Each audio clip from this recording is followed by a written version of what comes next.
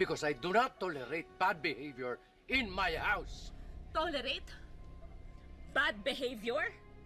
Eh bakit nandito yung babaeng yan? Naiintindihan niyo ba ang salitang respeto? Etong anak niyo, hinahayaan niyong magdala ng ibang babae dito. May asawang tao? Respeto? Yan, bibigyan ko ng respeto? Ha? Anis, stop it. Tama na. Ano? Ako na naman? Ha? Lahat ng to ako na naman? Bakit hindi mo ilayo yung hayop na yan dito?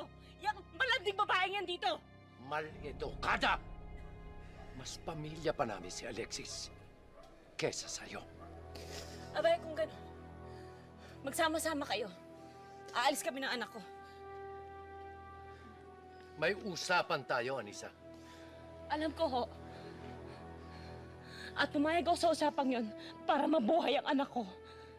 Hindi para pakisamahan yung babaeng yan. Total, mas pinipili nyo naman siya kaysa sa amin. Magsama-sama na kayo. Wala kaming lugar para dito. Huwag kayong mag-alala. Bawat sentimo na ginastos nyo sa anak ko, ibabalik ko. Mawala lang kayong lahat sa buhay namin.